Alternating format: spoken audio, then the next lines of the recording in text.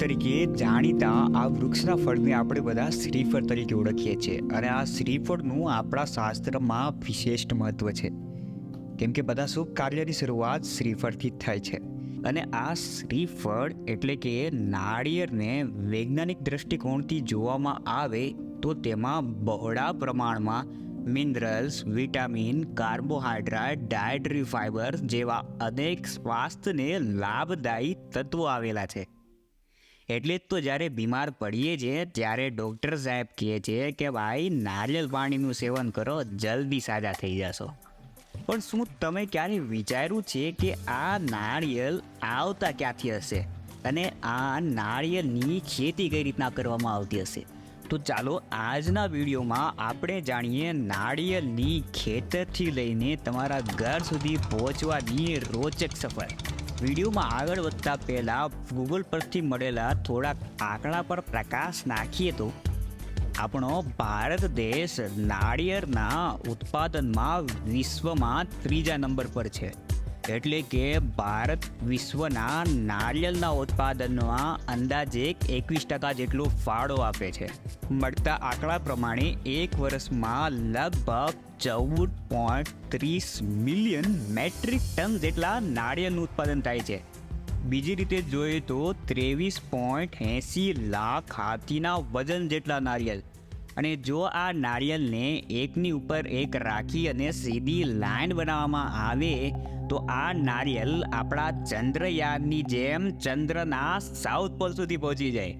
ભારતના આ 3 રાજ્યો જેમાં કર્ણાટક, તમિલનાડુ, કેરળ એ નાળિયેરના કુલ ઉત્પાદનમાં 80% ફાળો આપે છે. તો શું આપણા ગુજરાતમાં મળતા નાળિયેર પણ સાઉથ ઇન્ડિયાથી આવે છે? અરે ના ભાઈ ના. આપણા ગુજરાત અને આસપાસના રાજ્યો જેવા કે રાજસ્થાન, મધ્યપ્રદેશ, દિલ્હી વગેરેમાં મળતા નારિયેળ આપણા ગુજરાતના સૌરાષ્ટ્રમાંથી આવે છે. એમાં પણ સૌરાષ્ટ્રમાં થતા મોટા ભાગના નાળિયેર સોમનાથથી લઈને દ્વારિકા સુધીના દરિયાઈ કાંઠા વિસ્તારમાં થાય છે. અને જો તમે ક્યારેય સોમનાથથી દ્વારકા ગયા હોય તો રસ્તાની બંને બાજુ આવેલા નાળિયેરના ખેતરો જોઈ અને સાક્ષાત સાઉથ ઇન્ડિયામાં પહોંચી ગયા હોય એવી અનુભૂતિ થાય. તો હવે વિડીયોમાં થોડા આગળ વધી અને નાળિયેરની ખેતી વિશે જાણીએ. કોકસ જીનસની એકમાત્ર જીવન પ્રજાતિ એટલે કે કોકસ ન્યુસિફેરા એટલે કે આપણું નાળિયેર. નાળિયેરની ખેતી માટે ઉષ્ણકટિબંધીય ભેજવાળા જ્યાં તાપમાન 27થી લઈને 32 ડિગ્રી રહેતું હોય એવા વિસ્તારમાં નાળિયેરની ખેતી કરવામાં આવે છે. સરળ ભાષામાં કહીએ તો દરિયાકાંઠાવાળા વિસ્તારમાં. અને કોઈ પણ વનસ્પતિની ખેતી કરવા માટે મુખ્ય વસ્તુ એટલે કે બીજની જરૂરિયાત હોય છે. હવે અહીંયા તમારા મગજમાં એક પ્રશ્ન તો જરૂર ઉદ્ભવ્યો હશે કે શું નાળિયેરના પણ બીજ થતા હશે? પછી નાળિયેરના બીજ કેવા હશે? તો મિત્રો, પાકેલું નાળિયેર એ જ નાળિયેરનું બીજ.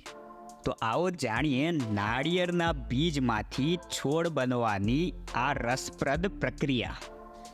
સૌપ્રથમ જમીનમાં 10થી 12 ઇંચ ઊંડો ખાડો કરી અને નાળિયેરને આ રીતે જમીનની અંદર રોપવામાં આવે છે. ત્યારબાદ સમયાંતરે આ રોપેલા નાળિયેરને પાણી આપવામાં આવે છે. અને અંદાજે 1 વર્ષની અંદર આ નાળિયેર અંકુરિત થઈ અને નાના છોડમાં પરિણમે છે. અને આ નાળિયેરનો છોડ પરિપક્વ થઈ અને તેમાં ફળ આવતા અંદાજે 5 વર્ષ જેટલો સમય લાગે છે. એટલે કે જો તમે 2024માં નાળિયેર વાવશો તો અંદાજે 2030 સુધીમાં તમને નાળિયેર મળવાનું શરૂ થઈ જશે. અને આ નાળિયેરીનું આયુષ્ય લગભગ 60થી લઈને 100 વર્ષ જેટલું હોય છે. અને તેમની ઊંચાઈ આશરે 40થી લઈને 80 ફૂટ જેટલી હોય છે. એટલે કે એક 4 માળ ઊંચા મકાનની બરાબર. અને એક નાળિયેરીનું પરિપક્વ વૃક્ષ દર 1.5 મહિને 20થી લઈને 40 જેટલા નાળિયેર આવે છે. તો મિત્રો, હવે તમે નાળિયેરની ખેતી વિશે માહિતગાર થઈ ગયા હશો. તો હવે વિડીયોમાં થોડા આગળ વધીને જાણીએ નાળિયેરની ખેતરથી લઈને તમારા ઘર સુધી પહોંચવાની સફર.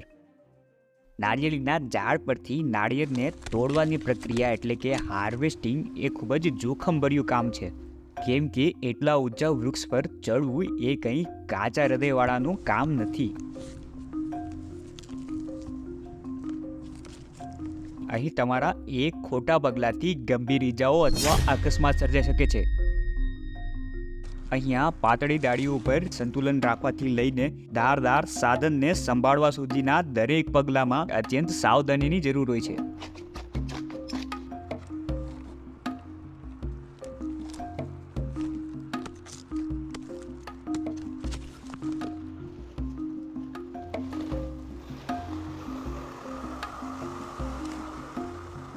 આ રીતે કાપેલા નાળિયેર એક જગ્યા પર એકત્રિત કરી તેમાં વધારાની ડાળખીઓ અને ખરાબ નાળિયેરને અલગ કરવામાં આવે છે. અને હવે આ નાળિયેર તૈયાર છે તેમના આગળના સફર માટે.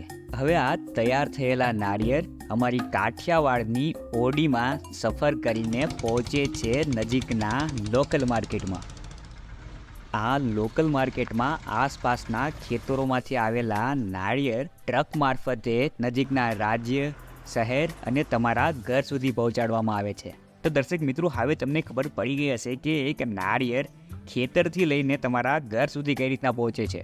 તો મિત્રો, હવે તમે જ્યારે પણ આ મીઠા નાળિયેર પીવો ત્યારે યાદ રાખજો કે તમારા સુધી આ નાળિયેર પહોંચાડવા માટે કેટલું જોખમ અને મહેનત લાગેલી છે.